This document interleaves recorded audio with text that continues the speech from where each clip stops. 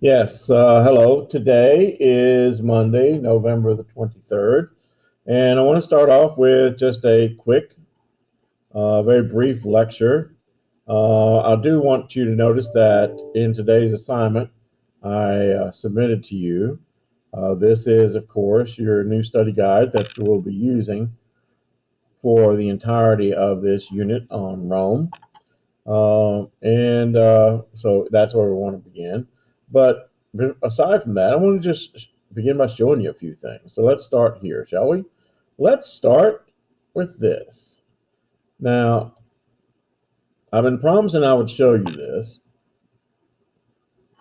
um, when we were watching the film "Oh Brother, Where Art Thou?" in that one scene where they're driving down the road, or rather walking down the road, and two young African American boys are walking down and they're carrying giant blocks of ice. And you might be saying, well, what's that for? Well, they took the ice to one of these. This isn't a real ice box. And right here was the compartment where, and I know this because back in the 80s, I had a teacher friend. She was a college teacher. I guess you could call her an old maid spinster English teacher, and she was very difficult, and most students didn't like her, but I liked her. I liked the way she challenged people. I mean, she was so old fashioned. She wore these 3/4 length dresses and various colored socks, and she drove a 1958 Pontiac Chieftain, and this was in the 1980s that she had owned. It was a one owner car. She had just kept up. And she kept a lot of the things from her youth, and this is one of the things. Now, when I first encountered it, the whole thing, you see this area here, this is the trademark, and the whole thing looked like this, and of course the all the metalwork had rusted and tarnished. And basically, what I did, I took the whole thing apart, and over the course of 2 summers, I sanded it down and then varnished it up. And yeah, so this is where the ice went. And down here was your drip pan to catch the ice as it melted. And over here was where you stored your foodstuffs. And so, yeah, you had to send somebody out. Most towns would have an ice store. That the ice store had a generator. The generator operated an ice making machine back during this time, because you got to remember that a lot of the rural parts of states like Alabama, which is where I'm from, Mississippi, where Oh Brother Art Thou is from, didn't have electricity. And so, yeah, you had to go buy your ice to go in an ice box. Okay. And another one that I wanted you to look at, um, since we're talking about Rome, well, let's begin over here. This is a Roman mosaic that I took a picture of. Remember that a mosaic is a type of art where a picture is produced by arranging little tiny pieces of glass or anything, tile, in this case, colored tiles, in such a pattern that it creates a picture. And yeah, this one, as is this one. This is another one uh, depicting. This came from the Chicago Art Institute, and yeah, it's been preserved for all that time. This once adorned the floor of a Roman home. You know, very decorative, very painstaking. Yeah, okay. So this is probably one of, not the most famous, but actually you could make an argument for him being the most famous Roman emperor. This is the Roman Emperor Constantine. And now I know you're saying, but Julius Caesar is the most famous emperor, and I guess you could say that. But this is the Roman Emperor Constantine. He is the one who, according to the tradition story, converted to Christianity. And because he did, he caused the entire Roman Empire to convert to Christianity. He made it a law. We'll talk about that later. Made it a law, and then because the whole Roman Empire did, that was Europe.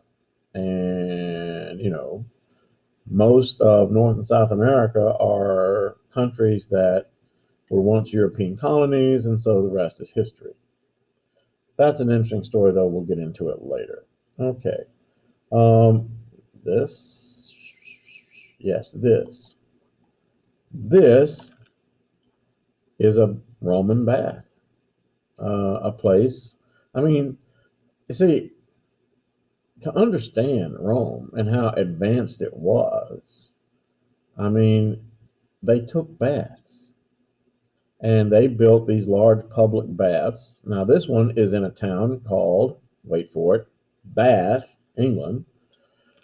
And the Romans built this facility here because in the town of Bath, England, there was a natural hot spring. So they built this bath. But, the bath actually normally consisted of 7 pools. And the temperature of the water of the pools would run from being extremely hot to extremely cold. And so, yeah, and I'm going to talk more about baths later. But yeah, that's a bath. It still stands today in England. And this is a picture that I took of the interior of, this is the Roman Colosseum.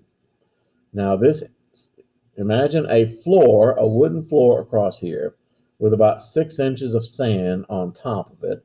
And these down below is entire chambers, the chambers of where they kept the animals, the gladiators, etc., etc., etc. And this is once again a picture that we will get back to at a later date. Promise. Now, this to me is one of the most amazing things about the Romans,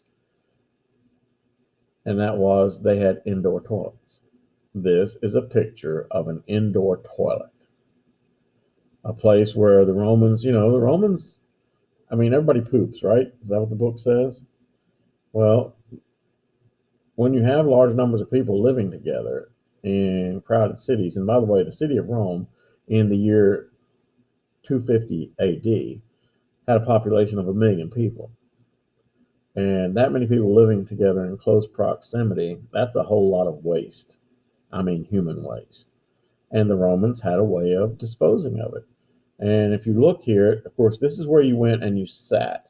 And the Romans were able to bring fresh water in, and it would flush through underneath these seats in a constant stream. And so when you dropped off what you were dropping off, it would just float out.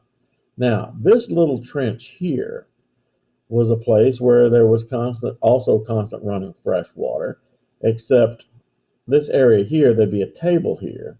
And on top of the table, there would be 2 baskets. One basket would have clean sponges.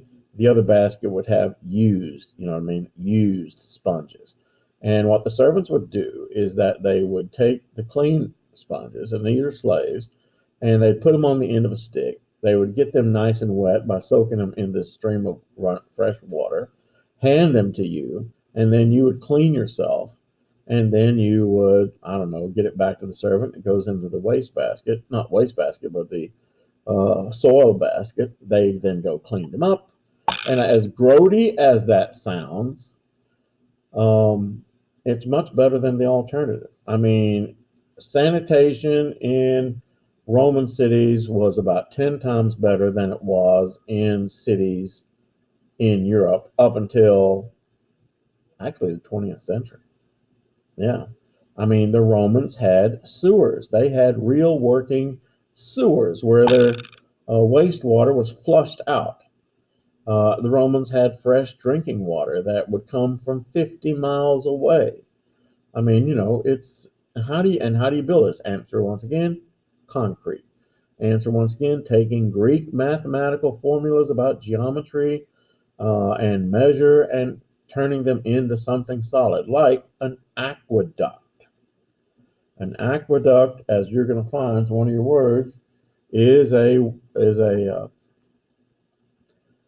device that brings water in from one point to another point. The only thing was, for the city of Rome, fresh water was brought to Rome from 50 miles away, running down these little channels that the Romans had constructed on a constant slant. I mean, it's marvel of engineering for the time.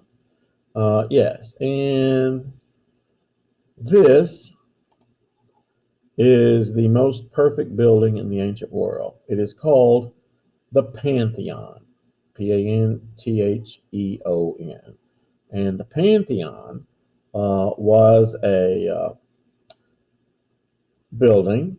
In fact, the Pantheon is the oldest building in the world that is still being used for its original function. The Roman Emperor Hadrian built it as a temple to the gods.